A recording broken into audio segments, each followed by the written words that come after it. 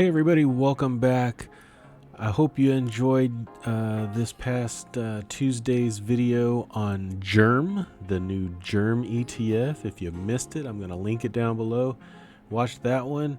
It's a brand new ETF I did a review on that is a little bit more based on current trends, I would say. But what I'm bringing you today is a dividend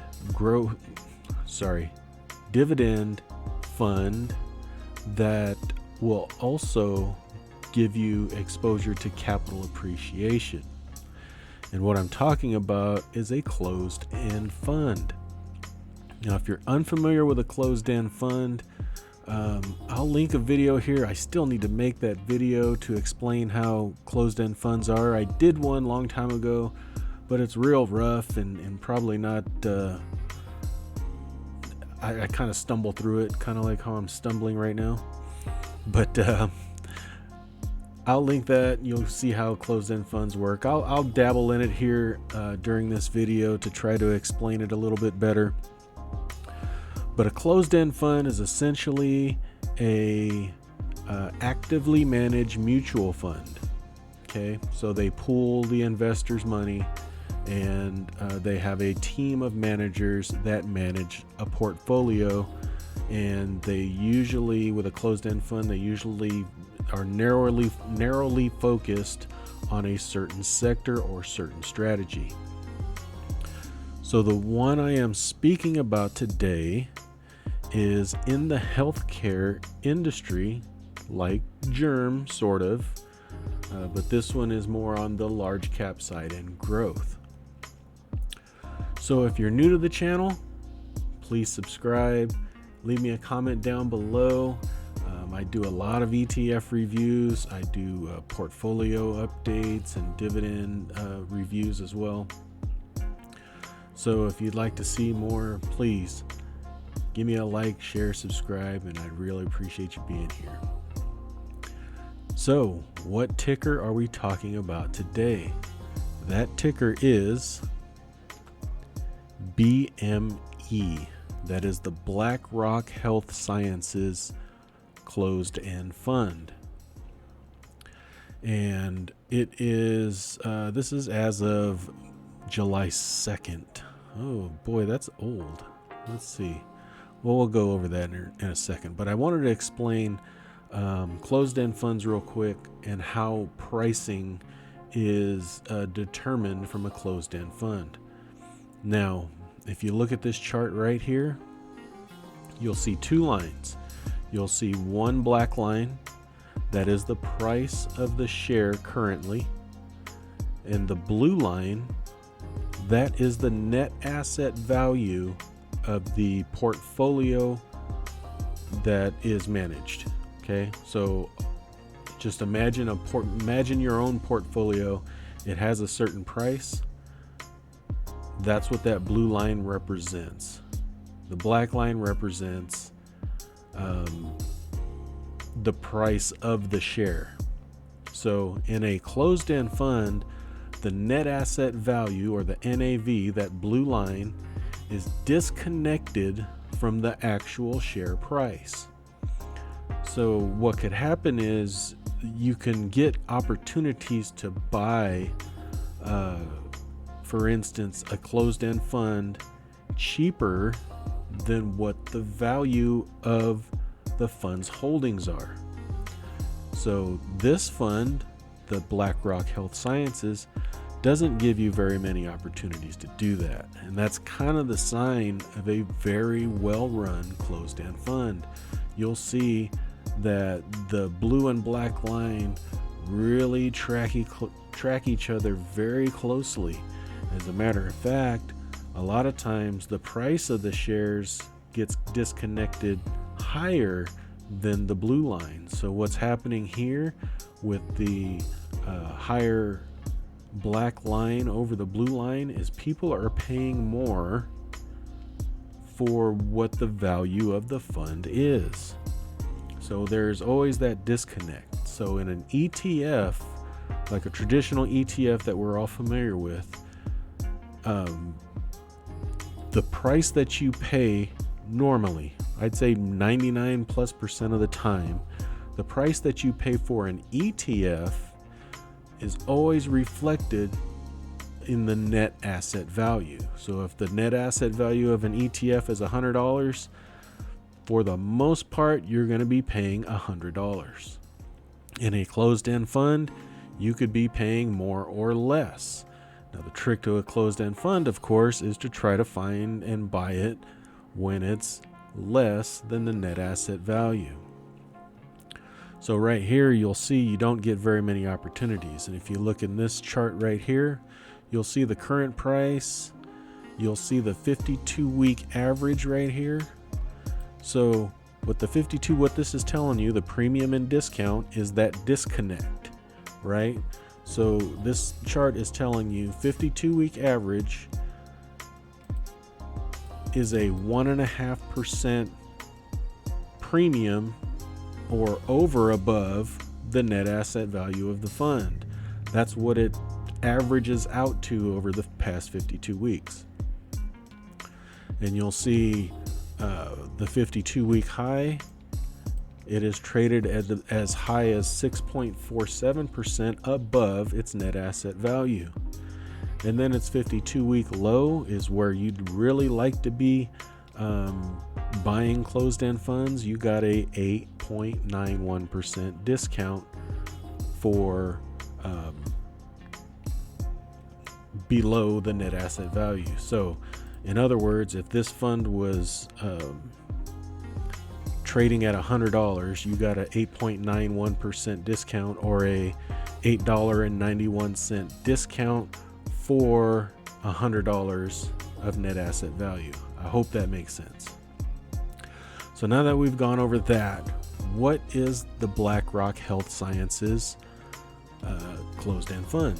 Let's go over here to the fund basics, and we'll see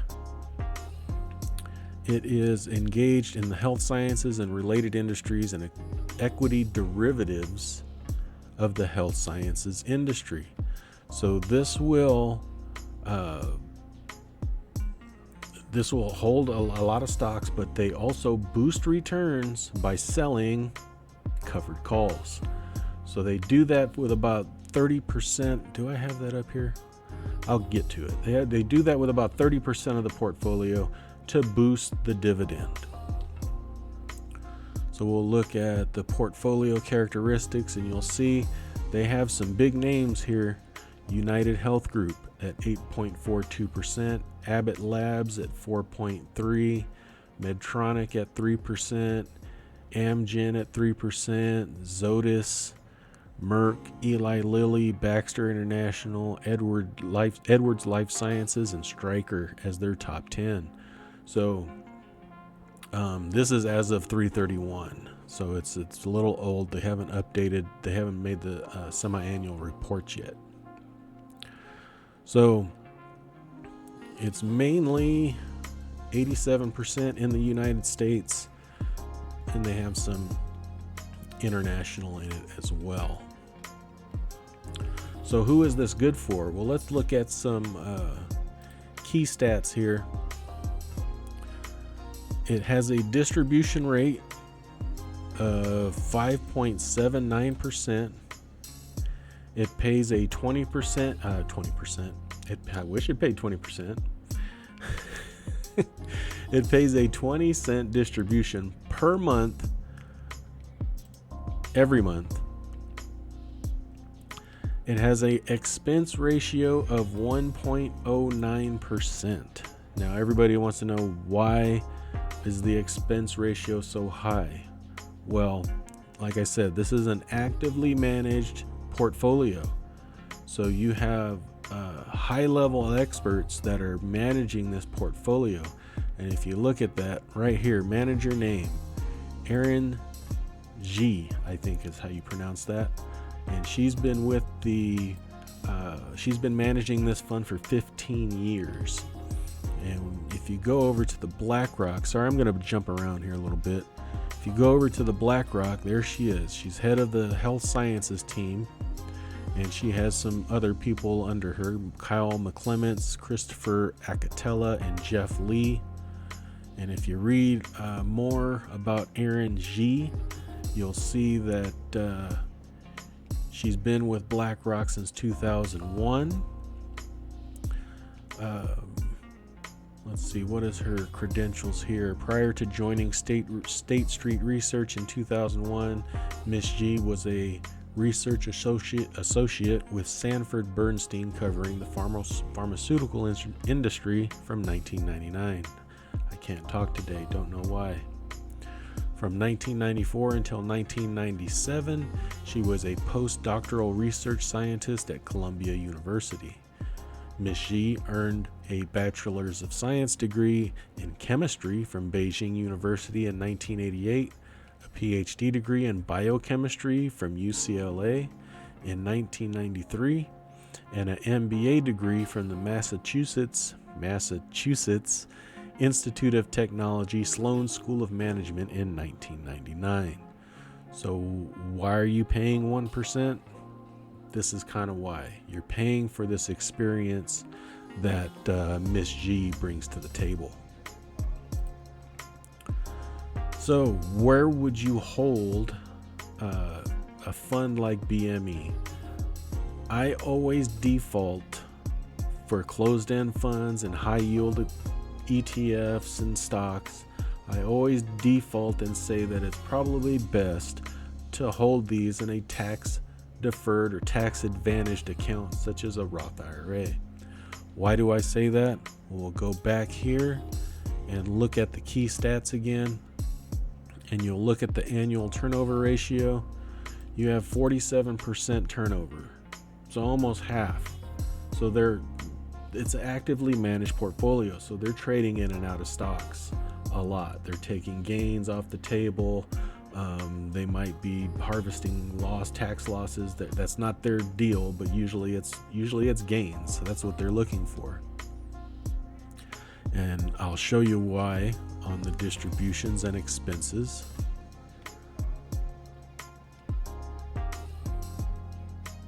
If we look at additional distribution history, you'll see right here, short-term capital gains, and you'll see March. They haven't since March, but previous March, they've paid out some pretty significant short-term capital gains, and that's going to be taxed differently than long-term capital gains or dividend income. They do very little return of capital. They have done some, but the short-term capital gain is really what you want to avoid in a taxable account if you can. So that's what I got for BME. Let's see how it's done over. I didn't get this set up, but let's see how this is done over the past 10 years. We'll go to my favorite ETF channel. Even though this is a closed-end fund, the calculator will still work. And I'll just pick from 2010 on, and let's see what, let's go from 2014. Because it's, I guess it hasn't been around. What's going on? Oh, I think that's right. Is that right? Sorry guys, bear with me. Well, since 2014, it looks like they had about, let's move this over.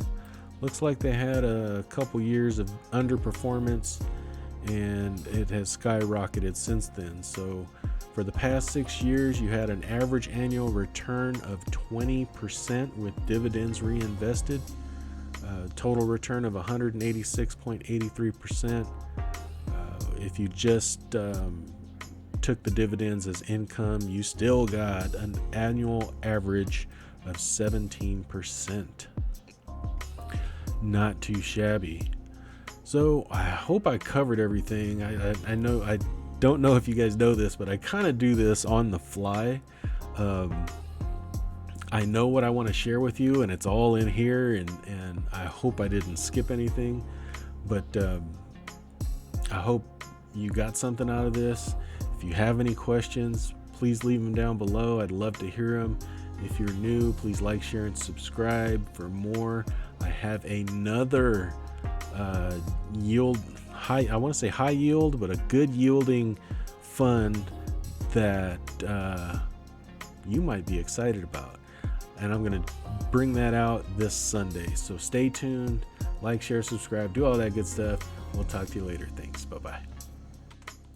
I am not a financial advisor.